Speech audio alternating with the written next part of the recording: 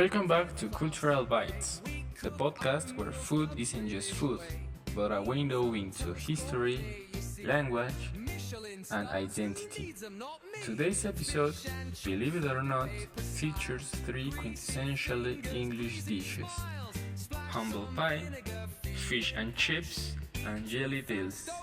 And what a show that is! If ever two were plates that mirror social hierarchies, national pride, and already they're the ones. I also want to say hi to my co-host Jesus. Hoping you're doing well. Well, let's get started. Hi Van, I'm doing it just fine.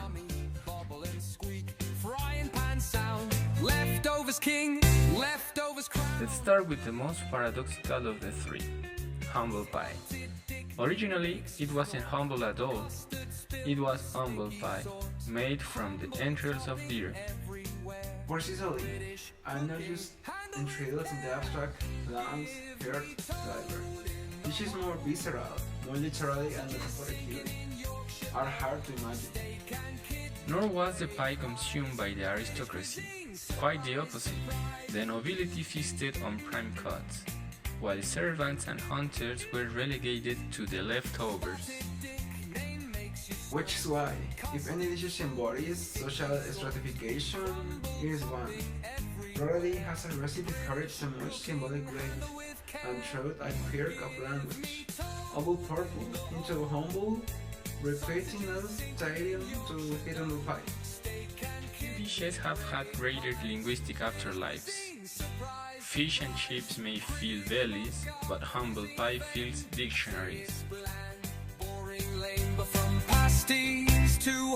Speaking of bellies, let's jump to the national staple, fish and chips. To call it iconic is an understatement. It's arguably more emblematic of Britain than roast beef or Yorkshire pudding. Indeed, what fascinates me is its hybrid origin. Sephardic Jewish frying traditions meeting working class potato culture. A culinary fusion before fusion was fashionable. And socially, it was revolutionary. No other dish was as cheap, as portable, or as nursing for the neutral than the industrial workforce.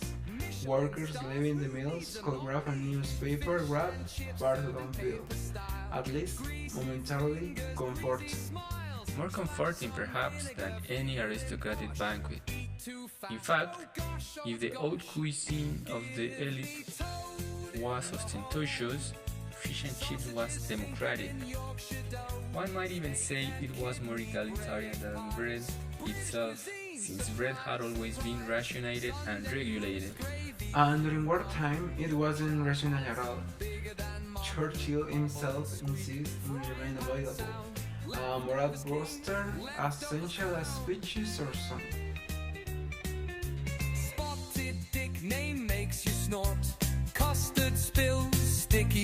And now, the outsider of our trio, jelly dills, less celebrated nationally but indispensable to the cultural memory of London's East End.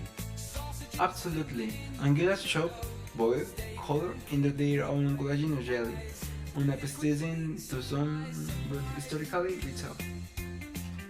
What strikes me is how emblematic they are of urban resilience.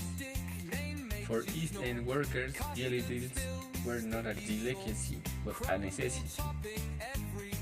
Cheap, filling, and astonishingly sustainable, at least until the Thames grew too polluted. And culturally, they become et wine with cognate identity.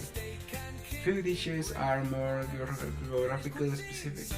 If dish and chip is the anthem of a nation, jellied hills are the ballad of the road. Better pot, fish and chips unified Britain, but jelly dills distinguished Londoners. So three dishes, one that turned into an idiom, one that became a national symbol, and one that encapsulated the soul of a city. And isn't it extraordinary that something as mundane as offa, fried fish, or gelatinous eel could tell us more about class, identity, and resilience than volumes of political theory? Extraordinary indeed. And perhaps that's the moral of today's episode. To underestimate food is to misunderstand culture. In that note, thank you for listening to Cultural Bites. Until next time, eat well and think deeply. Bye. See you. Too fast. Oh gosh, oh gosh.